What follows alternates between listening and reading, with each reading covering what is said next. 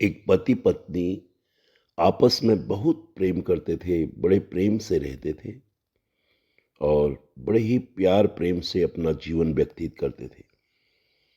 एक दिन पत्नी ने अपने पति से सवाल पूछा, बताओ आप अपने माँ से ज़्यादा प्यार करते हो या मुझसे? पति ने कहा कि मैं दोनों से बहुत प्यार करता हूँ, मैं किसी एक को नहीं चुन सकता, मुझे दोनों ही अति प्रिय हैं। माँ ने तो मुझे अपने कोख में 9 महीने संभाला, जन्म दिया, इस दुनिया में लाई, पाला पोसा, बड़ा किया, उत्तम संस्कार दिए। और जिस माँ ने तुम्हें 9 महीने अपने कोख में रखा, पाला पोसा, तुम्हें जन्म दिया, तुम उस माँ को छोड़कर मेरी दुनिया बसाने मेरे पास आई। और तो दोनों ही मेरे लिए वंदनीय हैं, अति प्रिय हैं। पत्नी ने फिर कहा, अगर आपको दोनों में से तुम्हारी माँ और मुझसे एक को चुनना है तो तुम किसे चुनोगे?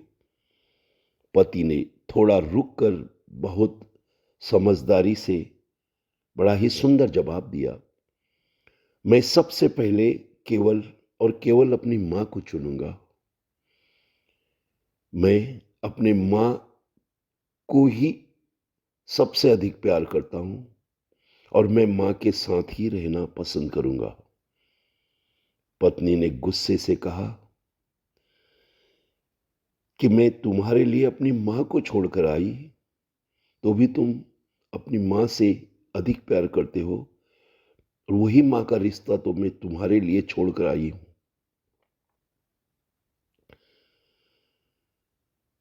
तो पति ने फिर बड़ी समझदारी से अपनी पत्नी से कहा, देखो, मैं नहीं चाहता कि कल मेरा बेटा भी अपनी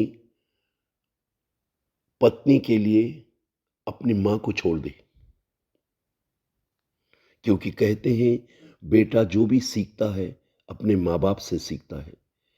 जो मैं करूँगा स्वाभाविक है कल वो मेरा बेटा भी वही करेगा। तब पत्नी के आंखों में आंसू आ गए और पत्नी पिघल गई, बहुत भावुक हो गई।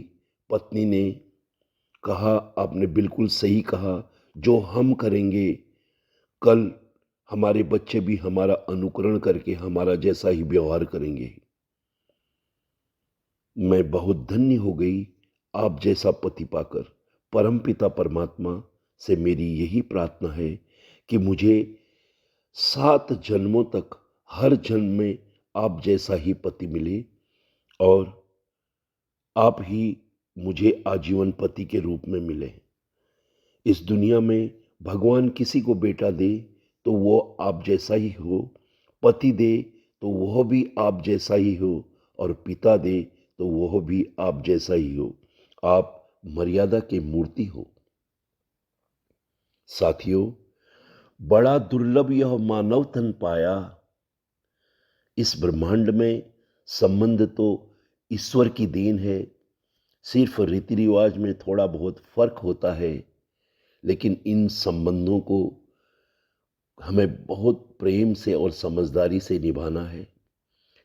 इन संबंधों को कोई प्रेम से निभाता है, कोई स्वार्थ से।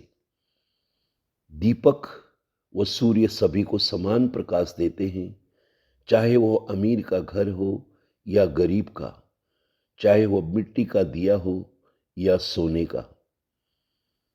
किसी से भी कोई भेदभाव नहीं करता है, इसलिए सभी के लिए वंदनीय है।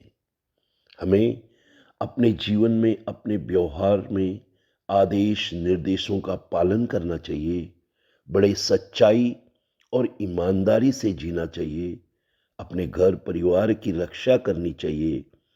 इसके साथ साथ आजीवन परोपकार आदि उत्तम कर्म भी करते रहना चाहिए।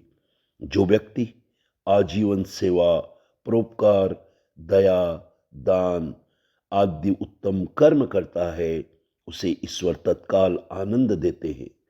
ईश्वर पर विश्वास करके शुभ कर्मों का आचरण करें। किया हुआ कर्म कभी भी निष्फल नहीं होता है, वह शीघ्र हो या विलंब से फल अवश्य देता है। अतः निश्चिंत होकर सेवा, परोपकार, दान, दया आदि उत्तम कर्म करते रहें। स्वस्थ रहें, मस्त रहें, व्यस्त रहें। इसी मंगल कामना के साथ आपका शुभ चिंतक साथी जय। जय हिंद, जय भारत।